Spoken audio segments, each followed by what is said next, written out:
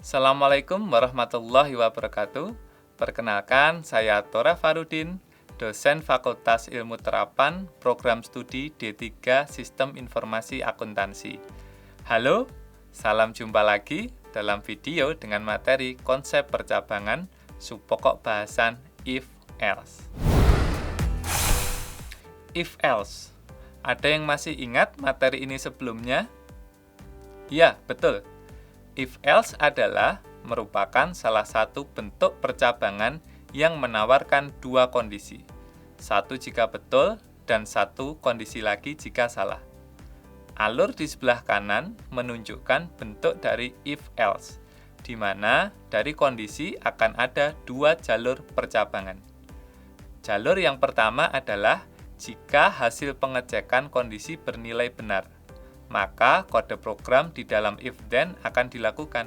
Sedangkan jalur kedua adalah jika hasil pengecekan kondisi bernilai salah, maka kode program di dalam else lah yang akan dilakukan. Salah satu contoh studi kasus if-else adalah tentang program penentuan apakah seseorang berhak mendapatkan beasiswa atau tidak. Buat sebuah program untuk menyeleksi apakah seseorang berhak mendapatkan beasiswa atau tidak. Syaratnya hanya satu, yaitu IPK di atas 3.5. Lalu, bagaimana alurnya? Kita bisa menggunakan flowchart seperti yang pernah kita pelajari pada materi sebelumnya. Kita bisa menulis kondisi percabangannya adalah pengecekan nilai IPK.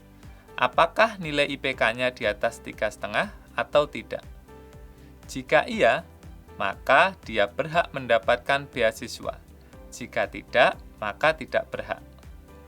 Atau, kalau dalam struktur penulisan bahasa pemrograman, kita bisa tulis sebagai berikut.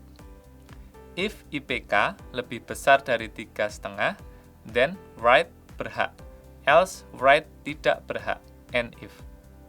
Contoh kasus yang lain adalah pengecekan apakah seseorang perlu melakukan remedi atau tidak dilihat dari hasil nilainya.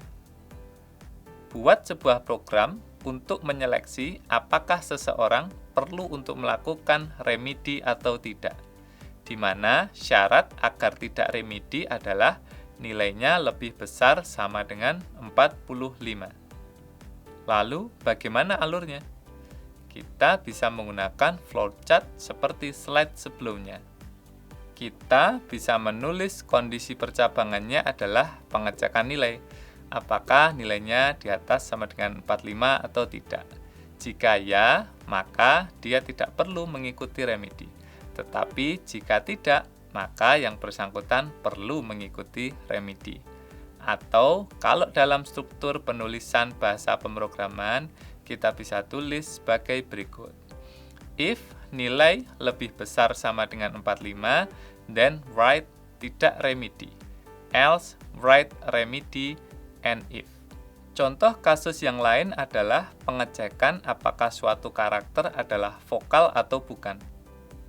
Buat sebuah program untuk menyeleksi apakah suatu karakter adalah vokal atau bukan, yaitu konsonan. Bagaimana idenya? Ada yang tahu? Ya, betul. Idenya sederhana ya. Jadi, karakter tersebut merupakan karakter vokal jika berada dalam daftar karakter A, I, U, E, O. Lalu, bagaimana kita menggambar alurnya? Sebenarnya sama dengan slide sebelumnya, yaitu hanya ada satu pengecekan apakah karakternya A, I, U, E, atau O. Kita bisa menulis kondisi percabangannya adalah pengecekan variabel karakternya. Dalam hal ini adalah char. Jika nilai char adalah A, atau I, atau U, atau E, atau O, maka karakter tersebut adalah vokal. Tetapi jika tidak, maka karakter tersebut adalah konsonan. Atau kalau dalam struktur penulisan bahasa pemrograman, kita bisa tulis sebagai berikut. If dalam kurung char sama dengan A, or car sama dengan I, or car sama dengan U, or car sama dengan E, or car sama dengan O, then write vokal, else write konsonan, and if. Demikian materi kita kali ini. Semoga dapat dimengerti. Sampai jumpa lagi dalam pertemuan selanjutnya, yaitu mengenai if, else, if, else.